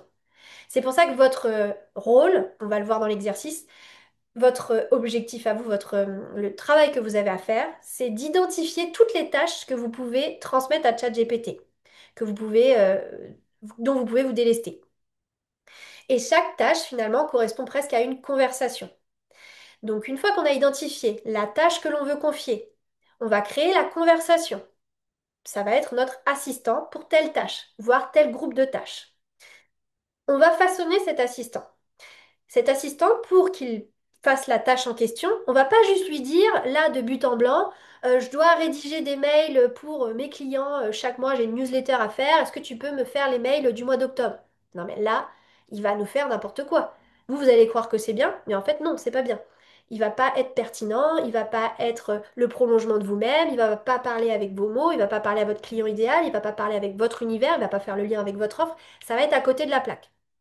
Donc on ne va pas balancer des tâches de but en blanc, on va devoir définir un rôle, contextualiser, former votre assistant et lui donner la mission ensuite. La mission on lui donne qu'à la fin. Définir un rôle. Donc une conversation correspond à un rôle précis. Donc vous lui dites par exemple, tu dois m'aider à créer mon contenu sur les réseaux sociaux. Donc tu es community manager et on va contextualiser. Donc, vous voyez, la tâche que vous voulez confier, le rôle que vous voulez confier, à qui vous l'auriez confié si vous deviez faire appel à un prestataire de service? Bah là, le contenu, c'est à un community manager. C'est ça, le métier qui est dédié à ça. Donc, on lui donne le rôle de community manager. Tu es community manager.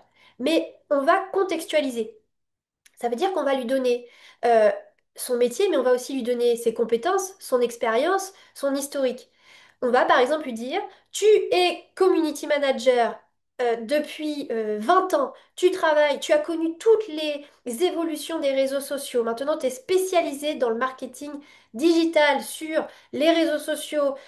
Tu as accompagné, je sais pas moi, des centaines de petites entreprises à développer une communauté de plus de 10 000 abonnés pour générer plus de 10 000 € de chiffre d'affaires par an. Tu t'es spécialisé dans la niche des coachs, thérapeutes, dans le bien-être.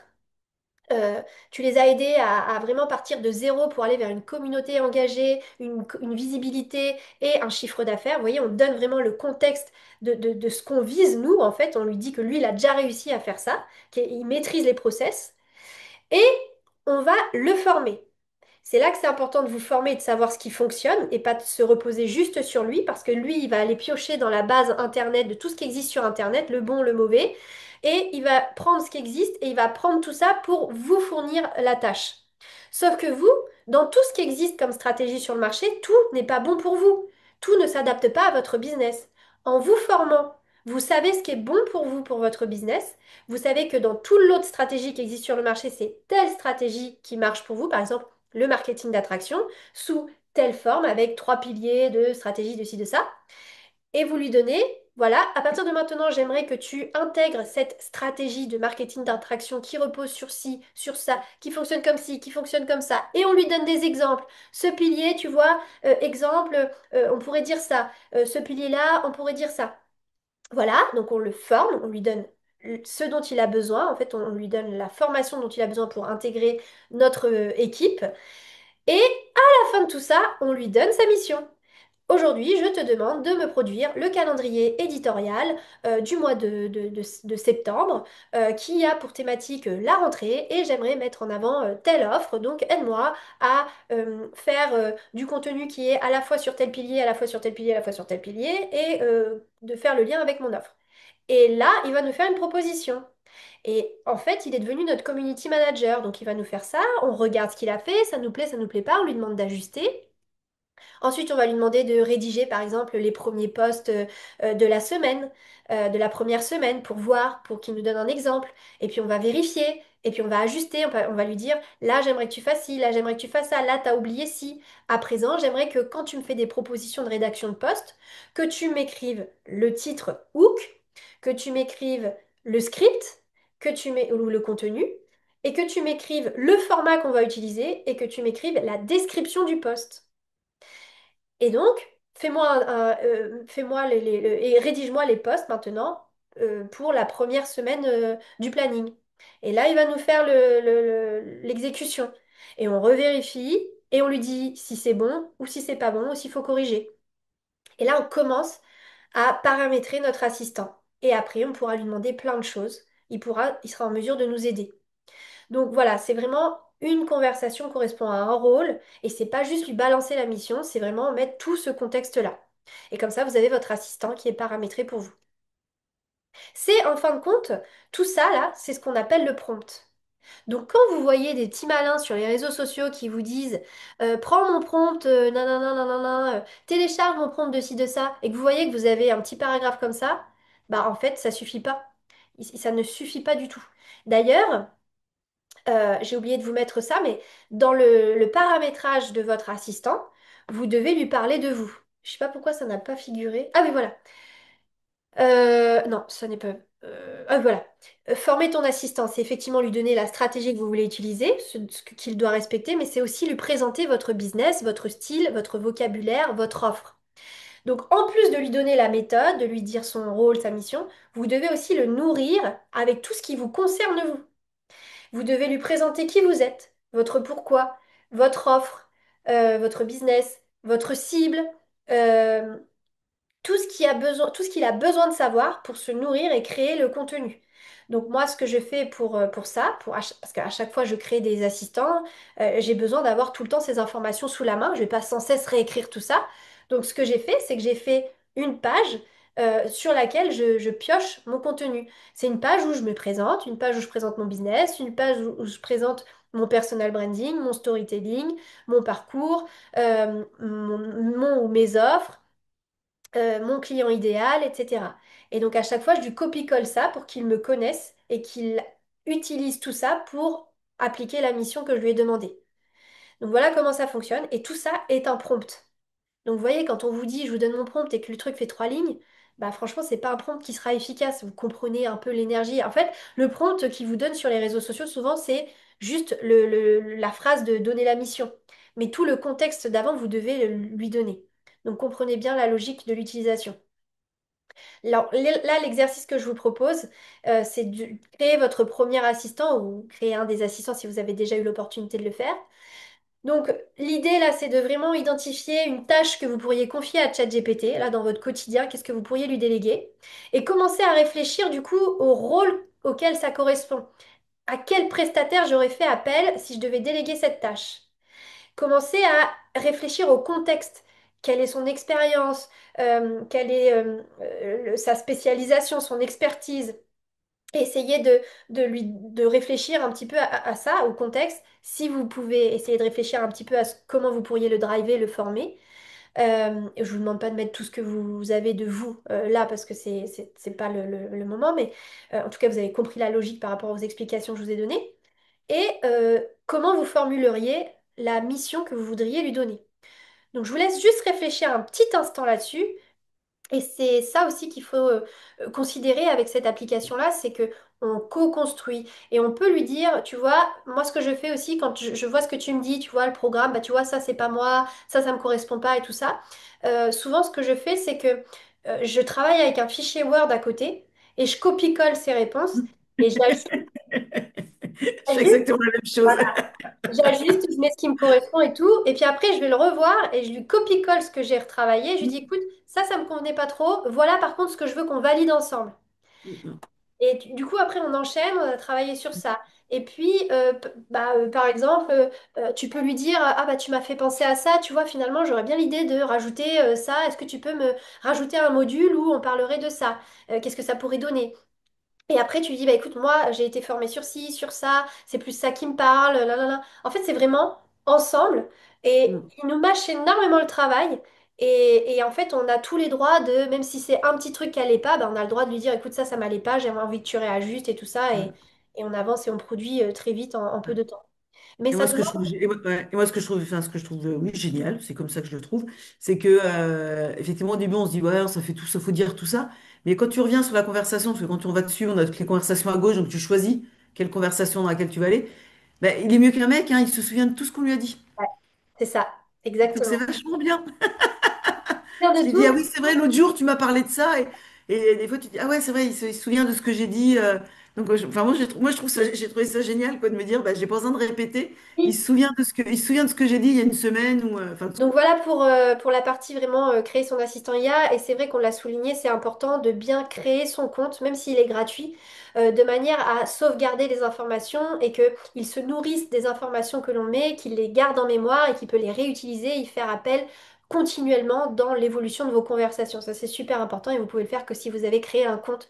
Mais c'est très facile en fait avec un compte Google ou autre, ça se fait assez facilement et c'est assez primordial de le faire. Donc, si vous voulez aller plus loin sur la productivité, vous pouvez rejoindre ma formation Kifpreneur dans laquelle j'ai un module entier dédié à la productivité et à l'intelligence artificielle. Je vous donne des templates, des modèles, des scripts, des prompts, tout ça prêt à l'emploi. Je vous aide à créer tous vos assistants IA. Je vous fais découvrir d'autres intelligences artificielles pour vous simplifier la vie dans votre business. Je vous fais découvrir aussi des outils enfin des outils, pas d'intelligence artificielle, mais des outils techniques qui vont vraiment vous aider à améliorer, à automatiser, à processer, etc. Pour vous aider à avoir finalement un business qui soit fluide, qui soit aligné, qui ne vous demande pas trop de temps. Cette formation, elle est disponible à partir de 3 490 €. Elle est payable en plusieurs fois. Elle est dispensée par mon organisme de formation qui est certifié Calliope. Donc en conclusion, puisqu'on arrive aux échanges finaux de cet atelier, qu'est-ce qui vous a le plus marqué dans cet atelier et quelle action vous voudriez mettre en place en premier? Est-ce que c'est votre agenda idéal? Est-ce que c'est les sessions de deep work? Est-ce que c'est l'intelligence artificielle? Est-ce que c'est autre chose? Maintenant, on passe à la partie échange et je vous remercie pour votre écoute. C'était le dernier atelier de ce challenge Kifpreneur. Comment tu as ressenti les choses? Comment tu as vécu cet atelier? Qu'est-ce que ça t'a apporté? Eh bien, ça m'a presque saoulée de pas l'avoir pris depuis le premier jour. Et en même temps, je pense que je suis tombée sur le bon aussi pour moi. Et c'est vrai que je me rends compte à quel point je me suis épuisée avec les méthodes d'autres personnes qui ne me correspondaient pas. Et ouais, je pense qu'il y a un reset à faire. Et surtout qu'il arrive vraiment un moment où je sais que j'allais retomber dans les schémas d'avant. Et je me suis dit, ouf, ouf, ouf, ouf. Stop, on va s'arrêter là. On fait d'abord le reset et on regarde après ce qu'on garde et ce qu'on jette. Merci beaucoup à toi. Est-ce que quelqu'un d'autre veut partager son ressenti? C'est notre dernier atelier, peut-être même faire un retour sur l'ensemble du challenge pour les personnes qui sont là depuis le début, avant qu'on se quitte, un petit au revoir. Moi, j'ai suivi donc tous les ateliers, les 5 ateliers Kifpreneur dès le début. J'étais en folie à l'idée d'apprendre de nouvelles choses et je suis encore plus en folie. Je ne sais pas comment je vais arriver à dormir ce soir parce que je suis en mode effervescence. Donc, merci. De toute façon, tu sais tout ce que je pense de toi. Tu es une pépite. En fait, à chaque atelier, tu sèmes des petites graines dans notre tête. J'ai hâte de continuer cette belle aventure. Oui, parce que tu rejoins Kifpreneur, la session du groupe. Je suis en C'est l'excitation à l'état pur. Quelque chose s'est fusé à l'intérieur là. to the moon. Merci beaucoup, en tout cas. Merci. Merci beaucoup Audrey, merci, c'est très très gentil. Isabelle, Ouais, tu ouais, veux je veux bien bien nous dire faire un un mot. petit mot? C'est très gentil de Hmm. ta part. Donc, nous, on se quitte plus, hein, parce qu'en plus, j'ai eu la chance de te rencontrer en vrai au mois de juin. Là aussi, c'était pas du tout un truc prévu et on va pas dire que c'était le hasard parce que je suis comme toi, Audrey, hein, je crois pas au hasard. Mais en tout cas, c'était pas prévu du tout, mais c'est arrivé, donc c'était chouette. Donc effectivement, j'ai suivi les 5 ateliers sur le coaching, même si je suis déjà formée moi au coaching, mais ça a fait du bien, ça m'a beaucoup aidé. Mille fois merci parce que c'est super, super, super riche et bien plus encore. Voilà, ça m'a transformée complètement déjà en tant que coach. Et puis là, donc j'ai suivi les 5 ateliers. Moi-même, c'est celui de juillet dernier, je l'ai vu en replay hier, mais j'ai suivi les 5 ateliers là de Kiffpreneur. Donc oui, ben, j'ai appris beaucoup de choses. Voilà, donc on a échangé hein, déjà toutes les deux en perso. C'est ce que j'expliquais. J'ai envie de dire, ce n'est qu'un au revoir. Pour l'instant, je trouve que je manque encore un peu de matière pour rentrer vraiment dans le projet Kiffpreneur. Je pense que ça ferait pas encore assez écho. Et puis quand j'aurai plus de matière, quand mes programmes seront plus avancés, enfin voilà, du coup je viendrai vers Kiffpreneur parce que là je pense que ça me fera beaucoup plus écho pour profiter pleinement de ce programme. Mais mille merci déjà pour tout ce que tu m'as apporté là pendant ces 5 ateliers. C'est juste énorme quoi. Donc je sais pas comment tu fais, t'es un petit bout de bonne femme là qui a de l'énergie, je sais pas où tu le prends, je sais pas, voilà, mais t'as une énergie folle qu'on ressent, enfin ouais, comme tu disais, tu dois sûrement être très très très très aligné parce que tu rayonnes énormément Oh, et la preuve c'est que tu attires que des femmes merveilleuses, hein, il oh, suffit de regarder ce soir, que des femmes merveilleuses. Bah oui, hein, faut se le dire. Personne ne nous le dira sinon. Non, non, mais blague à part, mais vraiment, enfin voilà, tu donnes énormément, énormément. Et c'est un truc de dingue, quoi. Juste, voilà, t'es juste une dinguerie, quoi, comme nana, quoi. Voilà. Donc, merci, merci, merci, merci. Enfin, j'en aurais pas encore assez. oh là Mais là merci, là là. merci, merci, merci, merci, merci. Et donc, à très bientôt, ça, c'est sûr. Tu vas me faire pleurer, arrête, hein. Oh Moi, c'est fait. Moi, je m'attendais pas à ça. Franchement, c'est trop gentil, Isabelle. Et moi, je suis très fière de toi, Isabelle, parce que tu as commencé le challenge en juillet, le challenge coach, et t'étais pas partie pour reprendre le coaching. Et moi, ce que je vois de toi, c'est une vraie transformation, une vraie révélation. Et en fait, tu avais un peu abandonné ce projet et en fait, tu avais failli le reprendre et tu avais abandonné. Et grâce à ces ateliers, tu as repris confiance en toi et tu as décidé de vraiment reprendre ce projet de cœur en main, même si tu sais que tu dois l'espacer dans le temps. Mais moi, je vois Isabelle aujourd'hui, la nana, elle est méga déter, elle sait exactement que là, c'est fini, quoi. Moi, je fais mon coaching alors que tu avais abandonné cette histoire d'entrepreneuriat. Aujourd'hui, non, tu vas le faire, tu sais que ça va prendre du temps. Et en plus, ce qui est génial, c'est que grâce au challenge Kiffpreneur, tu t'es imprégné d'une autre vision du business. Et quand tu vas lancer ton activité, en fait, tu vas avoir cette trame, cette ligne directrice qui va te permettre de faire les choses pour réussir, pour vraiment vivre de cette activité, pour être aligné, pour briller toi aussi. Et je suis très touchée de cette transformation que j'ai vue en toi et bravo pour ce cap. Et une dernière chose que je te dois à toi et aussi à vous, les filles, c'est que je suis dans une situation professionnelle en laquelle je suis clairement en souffrance, hein. Et là, le fait d'avoir fait les ateliers, ben, toutes les semaines, ça me donne une force en plus pour me dire, il faut vraiment que je m'en aille, il faut vraiment que je m'en aille, il faut vraiment que j'en aille. Et là, je suis vraiment à... Enfin voilà, là, je pense que c'est en nombre de jours que je vais contacter ma direction et lui dire, il faut qu'on fasse quelque chose que je peux plus rester, quoi. C'est plus possible. Et ça, c'est grâce à vous aussi. Parce que quand je vois ce que vous êtes capables de faire les unes les autres, vous avez quand même cette énergie d'y croire et de te dire, tant pis, moi, je vais quand même faire du coaching, même si aujourd'hui, j'ai pas d'argent, même si je m'en sors pas financièrement et tout. Je me dis, mais waouh, enfin, j'ai pas le droit de passer à côté de ça alors que vous êtes capable de le faire. Et voilà, donc faut que je me bouge les fesses pour le faire. Merci, merci, merci. Vas-y, vas-y, Et Audrey. tu seras toi aussi, Isabelle, capable de le faire parce que tu es une très très belle personne. Et si on est tous en mode larmes, c'est parce qu'on se comprend. Et sans Meryl, eh ben, on ne se serait pas rencontrés. Donc merci encore une fois, Meryl. Et vous êtes des nanas badass. On mérite d'avoir une vie alignée et on mérite surtout d'avoir un projet pro qui nous fait kiffer. Voilà, stop au burn-out. Et finalement, c'est grâce au burn-out ben, que je suis face à vous. Donc, il n'y a pas, voilà, comme on disait tout à l'heure, Isa, il n'y a pas de hasard, il n'y a que des rendez-vous et on était faites pour toutes se rencontrer. Voilà. Donc, crois en Merci, toi et croyez en merci, vous, les filles, vraiment. merci, merci.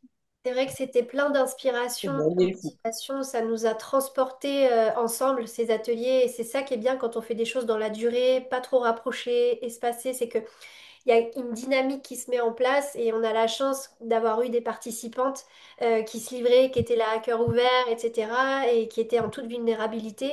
Et en fait, les vulnérabilités des unes des autres, bah, en fait, inspirent énormément et nous donnent la foi, nous donnent la puissance parce qu'on voit en fait que bah, malgré ça, t'es quand même là, tu bouges le cul à faire ça, comme tu dis Isabelle, et ça nous motive, c'est un tout en fait, ces ateliers. Et ça a marqué, je pense, cette nouvelle année, en tout cas cette nouvelle rentrée pour nous toutes. Cet été d'atelier a été vraiment, ça nous a transportés en fait. Et je pense qu'il y a un vrai avant-après, mais même pour moi, hein. T'es quelqu'un d'extraordinaire. Tes parents, ils ont bien fait de se rencontrer pour que tu puisses te matérialiser. Oh, t'es trop mignonne. C'est ma petite Dominique. Voilà, voilà. Ouais, bah, merci, je suis contente que Merci à ça vous t'ait toutes. apporté. Je suis contente que ça t'ait apporté Ouais. aussi. J'ai vu aussi Gladys qui a commenté dans les messages. On est contente d'avoir été tout ensemble. C'était une très très belle aventure. Je vous remercie. Je suis très heureuse de pouvoir continuer l'aventure avec quelques petites personnes qui se sont inscrites à la fois en autonomie et à la fois en groupe. Prenez-en de la graine pour pouvoir reproduire exactement la même chose dans votre entourage, dans votre quotidien pro, perso. Vraiment.